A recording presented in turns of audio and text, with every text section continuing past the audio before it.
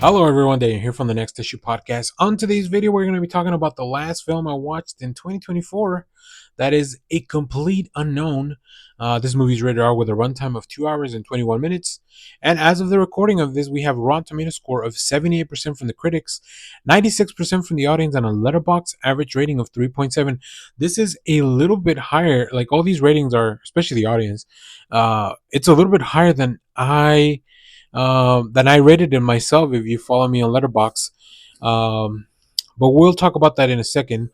This film in New York, 1961, against the backdrop of a vibrant music scene and tumultuous cultural upheaval, an enigmatic 19-year-old from Minnesota arrives with his guitar and revolutionary talent, destined to change everything in the course of American music. He forges an intimate relationship with icons of Greenwich Village on his meteoric rise, culminating in the groundbreaking and controversial performance that reverberates worldwide. Timothee Chalamet stars and sings as Bob Dylan in James Mangold's A Complete Unknown, the electric true story behind the rise of one of the most iconic singers songwriters in history. Now, I am not very familiar with Bob Dylan, like only because I'm not like a music person. I've heard a lot of Bob Dylan songs. This movie definitely showed me that I've heard a lot of them, and there's some really good stuff in there. Um, I am a fan of James Mangold. I think the movies that he makes are a lot of fun, whether it's something like the 310 to Yuma or Ford versus Ferrari, and of course Logan, as far as the comic book stuff. This movie also stars Timothée Chalamet, as I mentioned, as Bob Dylan, Edward Norton as Pete Seeger, and every time I see Edward Norton back on the screen, I'm like, God, he's just a really good performer. I forget about that until I see him again, but he's fantastic.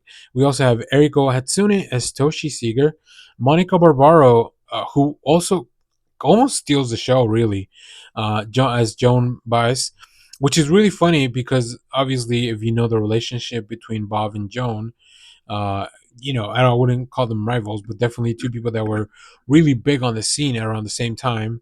We also have Dan Fogler as Albert Grossman and Elle Fanning as Sylvie Russo, who I did learn that is a character that they changed the name for in the film, I think, or maybe I don't know if she is a if like sometimes they combine a few people together, but Sylvie Russo, I don't think it's a real character, just from what I've seen other people talk about.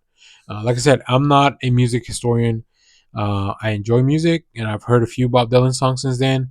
I definitely have this Timothy Chalamet Bob Dylan thing, like impression in my head of like, there's the song like "How does it feel?" Like just that cadence of Bob Dylan had. It's stuck in my head. But one thing I did thought it was funny, and I was thinking, and this is just me being dumb. This movie takes place at the same time as X Men First Class, and and I just couldn't get that out of my head. I thought it was funny because they obviously we see that there's the Cuban Missile Crisis is happening at the same time as this, and it's kind of like in the background. And as I mentioned in the synopsis, like there's a lot of cultural upheaval at this time when Bob Dylan kind of comes into the picture. So I think this movie was very interesting. It was definitely entertaining. Not my favorite thing. There was very slow pace, and I think it picked a very deliberate period of Bob Dylan's life. There's another Bob Dylan movie where there's several people that play Bob Dylan, but this one just picked a very specific, almost I think like 5 years of his life. And it makes sense because of course Timothy Chalamet is a specific age. You wouldn't want him playing like an older Dylan or something like that. But I think this movie achieved what it set out to do, and that was to tell a compelling story. Sometimes a little bit too convoluted, sometimes getting too deep into the weeds. But I think the reason this is resonating so much with the audiences is because obviously Bob Dylan is an icon. But people really like to know these little things, those little details. Now, I'm not probably the biggest person for that. Like, I'm not somebody that's gonna want to dive deep into Bob Dylan's life. I was there kind of for the highlights.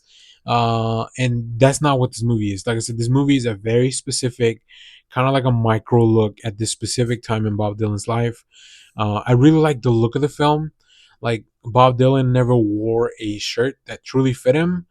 It seems until later on in his life, where you can kind of see like once you are famous and once you have money and once you like, it's something that, although I don't think he ever made that the focus of it, like his look and his appearance, I don't think he ever made that his main focus. Like you could tell he was buying better clothes, like maybe people were shopping for him, stuff like that.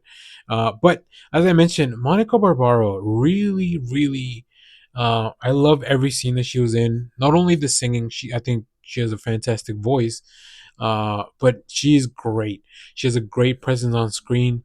I want to go like see other stuff that she might have been in, but uh, also Edward Norton as Pete Seeger, like he is so good. Like I don't know much about Pete Seeger personally. Obviously, he's got iconic music, and of course this festival that he was a big part of. But it's so good. Edward Norton just really makes you believe that this is a guy who cared about the world and who wanted to change the world with his music. Um, and I think Eriko Hatsune as his wife also does a really good job. Just kind of like this couple really felt like a true. It felt very true to form, and I really enjoy that. So yeah, I think Elle Fanning does a really good job as well.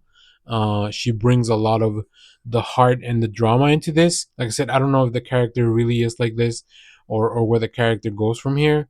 But it was very interesting. So yeah, overall, I think if you're a fan of Bob Dylan, if you're a fan of music history, if you're just a fan of James Mangold films, I think you'll enjoy this. I overall had a good time, and I really made an effort to go out to the movies to watch this because I wanted to watch one last film at the theater. So I went to watch this on the 31st. But yeah, I had a fun time. Um, like I said, not my favorite of Mangold's films, not even my favorite biopic, really. But overall, an enjoyable time. So I don't want to oversell this, but I also don't want to underhype it, if that makes sense. I'm kind of like a little bit in the middle. I'm about a 3 stars if you saw my letterbox rating earlier. So there you have it. But let me know, what did you think of this film? Is this something I should give a second chance to? I have seen other people's reviews and they are very excited for this. So I really think that maybe it was just not the right time. Maybe I really kind of rushed into the theater to watch this. Yeah, either way, thanks for watching, everyone. Remember to share, like, subscribe, hit the bell so you know when we go live. That is most Saturdays, 10 a.m. Central Standard Time. Stay tuned. We have more comic reviews, trailer reactions, TV recaps, all that fun stuff in the channel. Thanks for watching, everyone. Bye bye.